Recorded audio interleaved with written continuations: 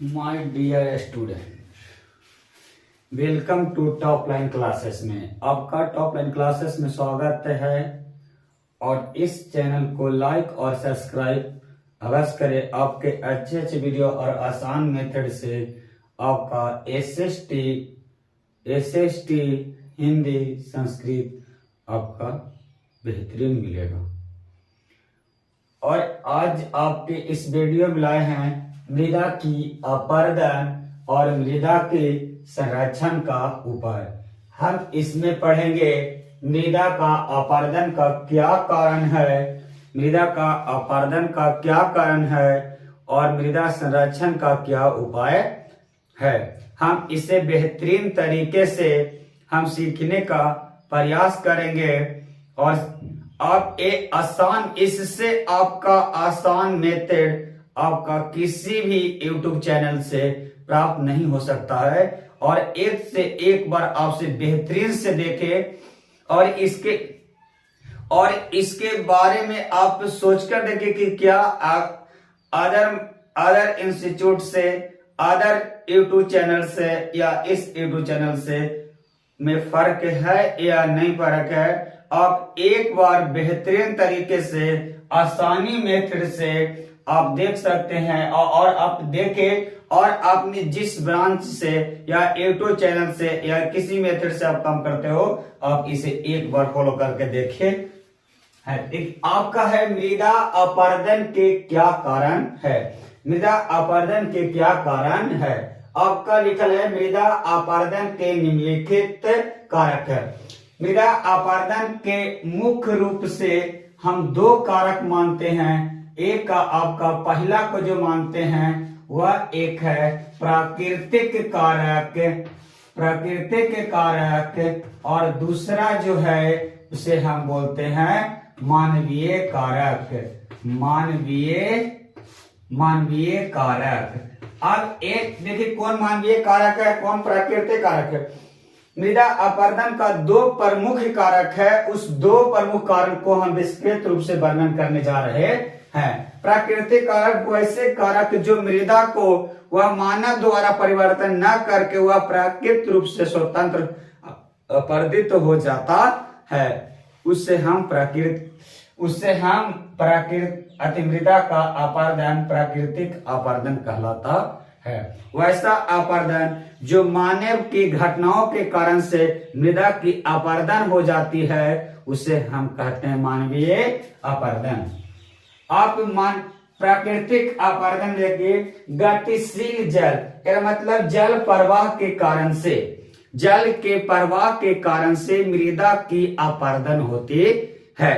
अब अगर आप अगर नदी में अगर जल का प्रवाह हो रहा है तो नदी के दोनों छोर पर देखे वहां से मृदा कट कर वह नदी के जल के द्वारा वह अपने एक स्थान से दूसरे स्थान स्थानांतरित हो जाता है, उसे हम मृदा अपरदन कहते हैं। मृदा अपरदन क्या है बेटा, तो आसानी में फिर से सुनेंगे।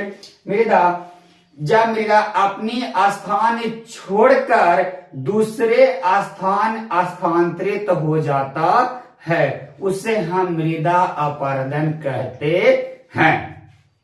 मृदा अपरदन आपके द्वारा परिभाषा बोल तब ध्यान से गौर करके एक बार दो बार आप ध्यान से सुने।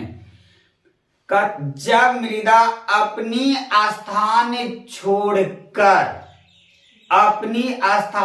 छोड़कर वह दूसरे स्थान स्थानांतरित हो जाता है। स्थानांतरित मतलब वह जिस स्थान पर है, जैसे अभी मैं यहाँ खड़ी हुए हैं, अगर यहाँ से बढ़कर आपके यहाँ आ गए तो आपने समझ चुका होगा कि हम अपनी प्रारंभिक स्थान छोड़ दिए हैं और दूसरे स्थान कौचिबाबू ग्रहण कर लिए हैं, तो वहां से यहाँ आना यही कौची कहलाता है, मृदा अपरदन कहलाता है। तो जल के प्रवाह के कारण से भी मृदा अपरदन होती है। वही लिखा है गतिशील जल के प्रवाह के कारण मृदा की अपरदन होती है। आपका दूसरा कारक है पवन अपरदन। अब पवन अपरदन के द्वारा कैसे मृदा की अपरदन होती है, वह अगर गुजरात वाले क्षेत्र में आपने गुजरात देख रहे हो, गुजरात राजस्थान, गुजरात राजस्थान, तो गुजरात राजस्थान ये दोनों क्षेत्र देखेगा तो आप याद रखने आना राग, ट्रिक रहेगा राग। गुजरात पवन, अगर पवनी लहरें के कारण से अगर मृदा की अपरदन होती है, जैसे आपने वायु चल देखा होगा तो उसके द्वारा धूल कण एक वह वहां से स्थानांतरित होकर दूसरे स्थान चले जाते हैं, तो यह पड़ी वाला देखा हुआ जब प्रारंभिक था, पड़ी एकदम चिकनाहट हो जाता है, एकदम हो जाए कठोर हो जाता है, और वो पड़ी से मतलब है पड़ी से मृदा पवन के द्वारा वहां से स्थानांतरित हो गया है, वह अपने स्थान छोड़ दिया है और दूसरे स्थान स्थानांतरित हो गया है, उसे हम कौची कहते हैं बेटा, वह पवन अपरदन द्वारा मृदा के अपरदित हुआ है। दूसरा, आपने समुद्री तट वाले क्षेत्र में जो आपके यह भारत का फिगर है, आप इस नक्शे देखे, यह भारत का आपका जो मैप है, इस मैप के माध्यम से हम देख सकते हैं कि इधर आपका हम ट्रिक भी दिए हैं, उस ट्रिक पर आप जाके देखिए गुजरात, महाराष्ट्र, कर्नाटक, गुजरात, महाराष्ट्र, गोवा, कर्नाटक, केरल, तमिलनाडु, ये आपका गुजरात है, महाराष्ट्र है, गोवा है, कर्नाटक है, केरल है, तमिलनाडु, आंध्र प्रदेश, उड़ीसा, पश्चिम बंगाल। तो ये वाला आप क्षेत्र देख रहे हैं, इधर समुद्री लहरें चलते हैं, और जब लहरें चलते हैं तो आपने एक परिभाषा सुना होगा या नाम सुना होगा, जैसे आपका है ज्वार और दूसरा का नाम है भाटा। अब ज्वार भाटा कहते किसे हैं, तो ये बात गांठ बांध ले हम आपके आसानी से। ज्वार कहते किसे हैं, जब समुद्र का तल, जैसे मान लिया जाए बेटा आपने यह देखा होगा, इससे हम फिगर पे थोड़ा सा मिटा देते हैं, फिर हम दोबारा इसे हम आपके दिखा देंगे। आपने ये देखा होगा, मान लिया जाए कि मान लिया जाए कि यह समुद्र है और यह समुद्र का यह सतह है। तो जब समुद्र की सतह अपनी समान सतह से, इस सतह से अगर समुद्र का जल अगर ऊपर उठ जाता है, तो ऊपरे उठे वाला क्षेत्र को हम बोलते हैं, हम ज्वार बोलते हैं। और जब यह अपनी समान सतह से अगर नीचे चले जाते हैं, तो हम क्या बोलते हैं बेटा, हम इसे भाटा कहते हैं। जब अपनी समान सतह से ऊपर उठ जाना ज्वार, और अपनी समान सतह से नीचे बैठ जाना, वह भाटा कहलाता है। अब और इस कारण से आपने भारत का हम फिगर दिखाए, इस भारत का क्षेत्र है यह दक्षिण भारत, गुजरात, महाराष्ट्र, गोवा, कर्नाटक, केरल, तमिलनाडु, आंध्र प्रदेश, उड़ीसा, इधर समुद्री लहर चलता है, और इस लहरे के कारण से इधर जो मृदा है, यह मृदा वो अपरदित हो जाता है, मृदा की चोरी हो जाती है, वह अपने स्थान से स्थानांतरित हो जाती है। यह किसके द्वारा यह किसके द्वारा हुआ है, तो समुद्री लहरें के द्वारा हुआ है। आपके पर्यावरण समस्या किसे कहते हैं, पर्यावरण समस्या, जब मानव ने अंधाधुंध अगर वन वृक्ष पौधे को अगर अंधाधुंध दोहन किया है, उस दोहन के कारण से जो समस्या उत्पन्न हुआ है, उसे हम पर्यावरण समस्या कहते हैं। जैसे आपने पेड़ तो काट लिया, लेकिन ये पेड़ काटा, लेकिन आपने कभी ये विचार नहीं किए कि आखिर उस पेड़ पौधे के काटने से हमारे पृथ्वी पर किस प्रकार की समस्या उत्पन्न होगा। हम उस पेड़ पौधे को अंधाधुंध दोहन कर रहे हैं, और उस अंधाधुंध दोहन करने से हमारे जीवन में कौन सी समस्या उत्पन्न होगा, उसी समस्या को हम बोलते हैं जो वो पर्यावरण समस्या। और ये जानते हैं पर्यावरण समस्या जैसे जलवायु परिवर्तन, आपका असमय बारिश, असमय ऋतु परिवर्तन दिखाई देता है। असमय ऋतु परिवर्तन होने से हम विभिन्न प्रकार की फसलें पर प्रभाव पड़ता है। उस फसल को उजागर करने के लिए, उस फसल को करने के लिए हम उससे पर्यावरण को समस्या से दूर करेंगे। तो इसमें जलवायु में परिवर्तन होता है। जब जलवायु परिवर्तन होगा तो असंतुलित बारिश होगा, असंतुलित बारिश, असमय बारिश होगा। उस कारण से वायु मृदा की भी कुछ होती है, अपरदित होती है, मृदा के हस्तांतरित हो जाती है, स्थानांतरित हो जाती है। अगला है भूत, इसी में है पर्यावरण से भूतापन। आपके जो पृथ्वी पर है, पृथ्वी पर रहने वाले मानव के लिए वह एक और विकट सबसे समस्या हो जाती है। वह विकट की समस्या वह तापमान में वो अंतर आ जाती है। पहले का तापमान और अब के तापमान में अंतर आया है। पहले के तापमान नॉर्मल था और उस तापमान से अब उसका तापांतर अधिक हो गया है। इस कारण से मृदा के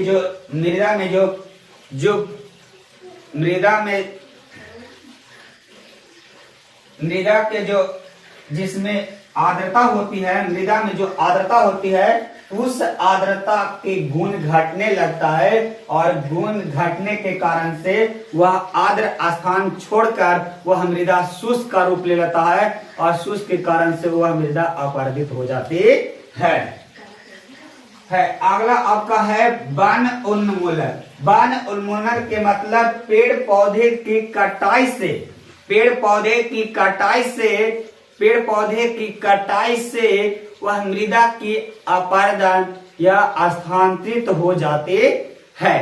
और कैसे होती है, जब अगर किसी पेड़ पौधे के काटते हैं, अगर पेड़ पौधे एक मृदा को अपने ओर एक कठोर संगठित रूप में वह बांधने का कार्य करते हैं, और जब उस मृदा में अगर उस पेड़ पौधे को काट देते हैं तो वह मृदा को संगठित रखने में वह असमर्थ हो जाती है और मृदा वह अपनी स्थान छोड़ देती है, वह दूसरी स्थान स्थानांतरित हो जाती है। तो हम कह सकते हैं कि वन उन्मूलन के कारण से भी मृदा की अपरदित होते हैं। आपका अगला है अति पशुचारण। अति पशुचारण से भी मृदा की अपरदन होते है। और अति पशुचारण से मृदा की अपरदन कैसे होती है, जो कृपया ध्यान से सुने। जब पशु ऊपरी सतह पर उगने वाले जो घास होती है, उस घास को तीर कर उस मृदा की जो कठोरता बनाई रखती है, वह कठोरता को वह कठोरता को कम कर देती है और उस कठोरता के कारण शुष्क और वह एक धूल कण मतलब बन जाते हैं और वह मृदा को अपरदित हो जाती है। तो हम कह सकते हैं अति पशुचारण के कारण से मृदा की अपरदन होती है। रासायनिक उर्वरक के कारण मृदा की अपरदन होती है, क्योंकि अति रासायनिक उर्वरक करने से उसमें लवणीय गुण बढ़ जाती है। और जैसे आपने अगर गौर करके सर्वेक्षण करके देखे तो आपने जो पंजाब, हरियाणा और पश्चिम उत्तर प्रदेश देख रहे हो, वहां दो प्रकार की समस्या हो गया है। एक आपका है अति सिंचाई और रासायनिक उर्वरक के कारण वह मृदा, आपका हम फिगर में भी दिखा देते हैं, वह किधर आपका क्षेत्र है, या आपने क्षेत्र देख रहा होगा, या आपका पंजाब है या हरियाणा है और इधर पश्चिमी उत्तर प्रदेश कहते है, सपनवा में आते हैं। मतलब पंजाब, हरियाणा, पश्चिमी उत्तर प्रदेश, इधर सबसे पहले आया था हरित क्रांति। वह हरित क्रांति गेहूं वाले फसल पर देखा गया था और उस हरित क्रांति के कारण से उधर रासायनिक उर्वरक का प्रयोग अधिक होने लगा और अति सिंचाई होने लगा, और अति सिंचाई के कारण से अधिक सिंचाई के कारण से मृदा की अपरदित हो जाती है, और मृदा की अपरदित के कारण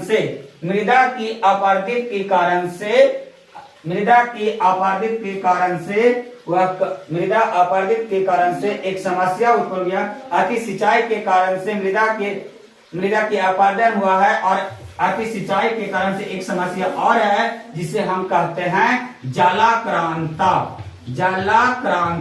जलाक्रांता क्या है, ये ध्यान से, जलाक्रांता क्या है? जब अति सिंचाई के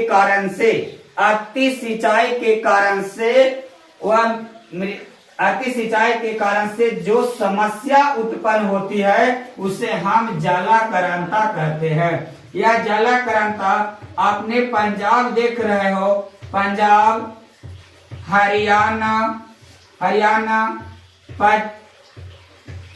पश्चिम यूपी या उत्तर प्रदेश, और खनिज आधारित उद्योग, जो खनिज आधारित उद्योग है उस आधारित, अगर जिस क्षेत्र में अगर खनिज आधारित उद्योग स्थापित किए गए हैं तब उस खनिज के पीसने से उसके द्वारा जो धूल कण निकलते हैं वह उस धूल कण के कारण से मृदा के ऊपरी परत को ढक लेती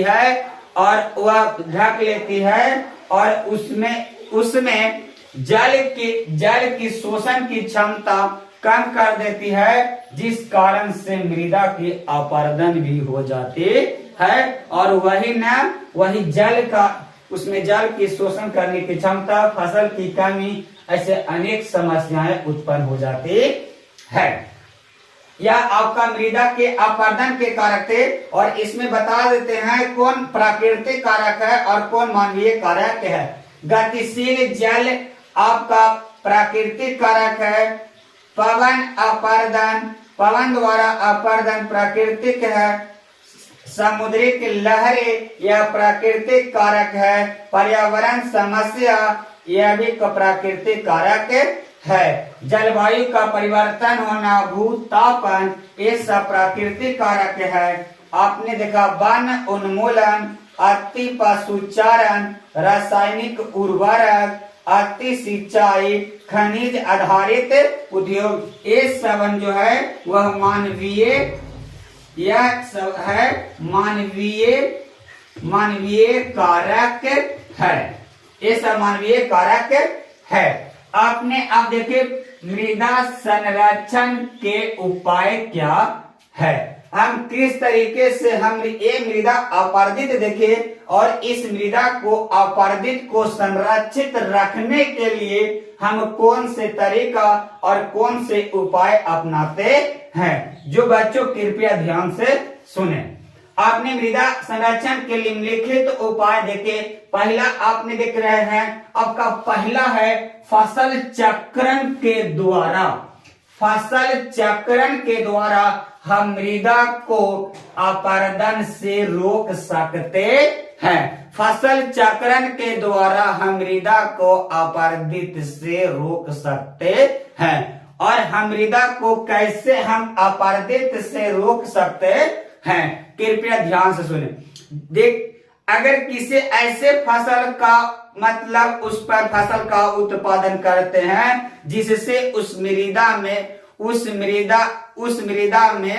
उर्वरता की कमी हो जाती है। जैसे अगर किसी भी अगर भूमि पर अगर आलू की खेती, गेहूं की खेती, धान की खेती इत्यादि, गन्ने की खेती इत्यादि के लगातार फसल लगाने से उसमें उर्वरता की क्षमता कम जाती है। अगर उस उर्वरता को बरकरार रखने के लिए, उस उर्वरता को बनाए रखने के लिए हम उसमें क्या चीज का प्रयोग करें, फसल चक्रण का प्रयोग करें। और फसल चक्रण के मतलब हम जैसे हमने रबी फसल में जैसे हम दलहन का फसल, तिलहन का फसल, इत्यादि लगाकर उस मृदा को अपरदित होने से हम बचा सकते हैं और अपरदित के साथ साथ उस मृदा में उर्वरता भी बना सकते हैं। और दलहन और तिलहन, और एक फसल चक्रण, अपने दलहन का पेड़ पौधे लगाओगे, अगर दलहन का फसल लगाओगे तो दलहन के फसल में दलहन के फसल के जड़ में नाइट्रोजन रहते हैं और उससे उसमें एक जीवाणु पाई जाती,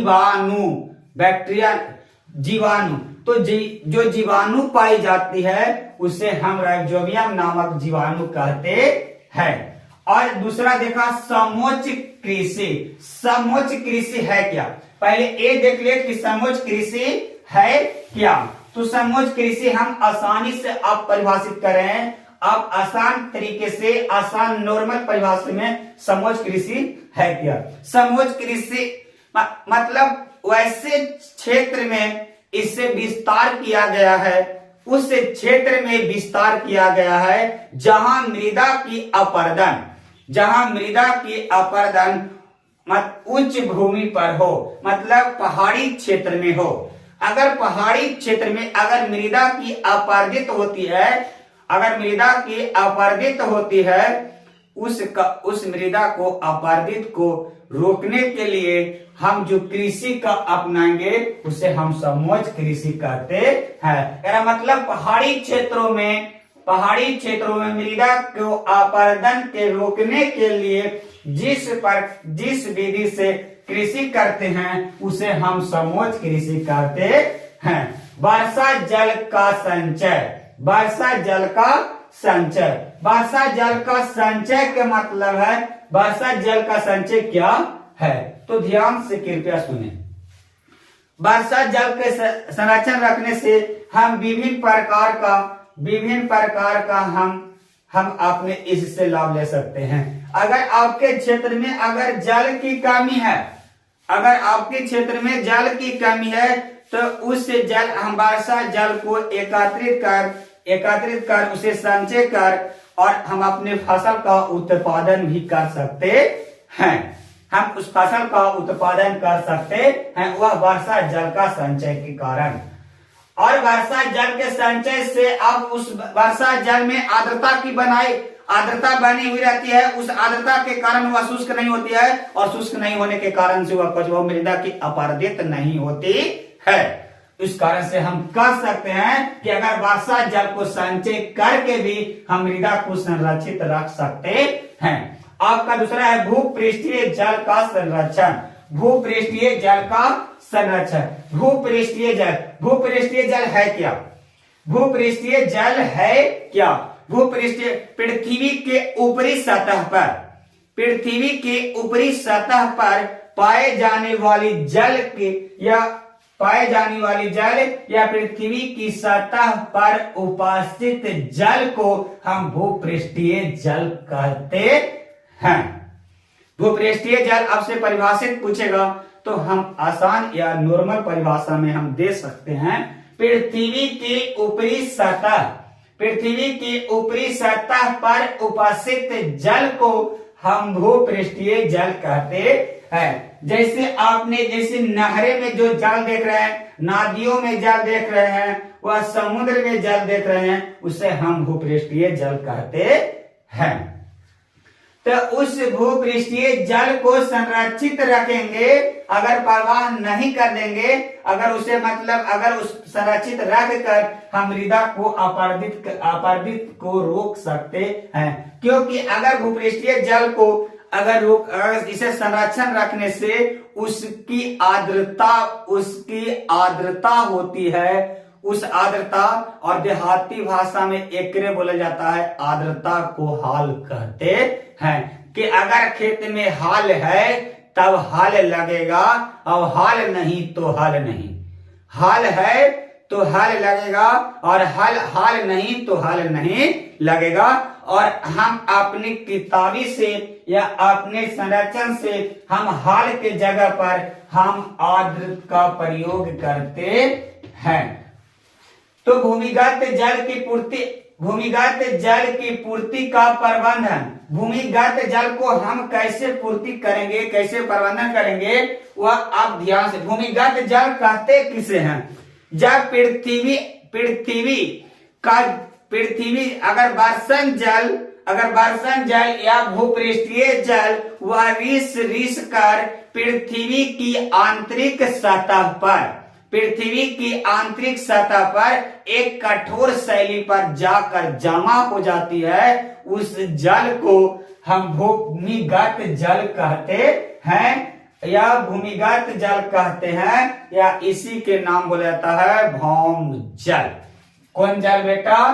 भौम जल। कौन जल? भौम जल। आपसे पूछेगा भौम जल क्या है, तो आसानी से हम परिभाषित कर सकते हैं, जब वर्षण जल या भूपृष्ठीय जल वह रिस कर पृथ्वी की आंतरिक कठोर शैल पर जमा हो जाना क्या कहलाता है? भौम जल या भूमिगत जल कहलाता है। तो उस जल को हम अंधाधुंध दोहन करते हैं अपने विभिन्न प्रकार के संसाधनों के द्वारा, उस जल को हम अंधाधुंध दोहन करते हैं। तो उस अंधाधुंध दोहन करने से एक न अनेक प्रकार के समस्या उत्पन्न हो जाती है, जैसे आपके पीने के लिए पानी की कमी होगा, जल की कमी हो जाएगा, और उसकी लेवल होती है उसके हम एकरे कहते हैं लेयर। तो इंग्लिश में लेयर कहते हैं और हिंदी में इसको कहते हैं हिंदी में इसको कहते हैं कि इसका लेवल को जो गया है गिर गया है। तो अगर लेवल गिर जाएगा, नीचे अगर गिर जाएगा तो हमारे विकट उत्पन्न हो जाएगा, और उस विकट को कहते हैं जल संकट। तो आपसे पूछ सकता है कि जल संकट है क्या? जल संकट है क्या? तो हम आसानी से जब अगर मानव की आवश्यकता से अगर कम हो जाए, अगर मानव की जल की आवश्यकता से कम हो जाए, तो उस समस्या को हम जल संकट कहते हैं। अब का है पाटिका कृषि। पाटिका कृषि किसे कहते हैं? अब पाटिका कृषि आपने पवन अपर्दन वाले क्षेत्र देखा, जैसे आपने इस एक फिगर पा रहे हैं, उस फिगर थोड़ा सा ध्यान से देखे। यह फिगर आपका भारत का फिगर है। तो इधर आपने देखा राजस्थान और एक गुजरात, राजस्थान और गुजरात वाले क्षेत्र में यह उधर देखा पशुचारण के कारण से मृदा की अपरदन हो गया, पवन के द्वारा अपरदन हो गया। तो इस पवन की अपरदन को रोकने के लिए, अगर पवन वाले क्षेत्र में जिधर पवन द्वारा अपरदित होती है मृदा, उस अपरदित को रोकने के लिए हम अपनी कृषि का विस्तार करेंगे। उस कृषि को बोला जाता है पाटिका कृषि। कौन कृषि? पाटिका कृषि। और पाटिका कृषि जैसे हम इस सतह पर अपने घास का उत्पादन कर हम आसान तरीके से हम फसल का उत्पादन करेंगे, उसे हम पाटिका कृषि बोलते हैं। रासायनिक उर्वरक का उचित उपयोग। रासायनिक उर्वरक का उचित उपयोग मतलब रासायनिक उर्वरक को उतना ही रूप में प्रयोग करे जितने की उसे आवश्यकता है, क्योंकि अधिक इसे करने से उसमें आर्द्रता के गुण कम हो जाती है और शुष्क और लवणीय गुण बढ़ जाते हैं। और उस लवणीय गुण को कम करने के लिए, शुष्क को कम करने के लिए रासायनिक उर्वरक का प्रयोग उचित रूप से करे, ताकि हमारी मृदा अपरदित होने से रुक सके। उसको हम कहते हैं मृदा संरक्षण कहते हैं। आपका प्राकृतिक खाद का उपयोग। प्राकृतिक खाद मतलब जो हमारे गाय भैंस पेड़ पौधे वनस्पतियां इत्यादि से जो प्राप्त होती है उसका उपयोग करें। उसके उपयोग से आपका मृदा की अपरदन के साथ साथ उसकी फसल का उत्पादन और फसल उस मृदा में लवणीय गुण कम लवणीय गुण कम हो जाएगा, उसकी आर्द्रता बनी हुई रहेगा और उसमें उर्वरता भी बनी हुई रहेगा। इस कारण से इसे हम सेवन करें। थैंक्स दोस्तों, आपका इस चैनल में आपका इंड हो गया। ये दोनों अध्ययन अच्छे से करें और आप एक बार स्क्रीनशॉट ले लें।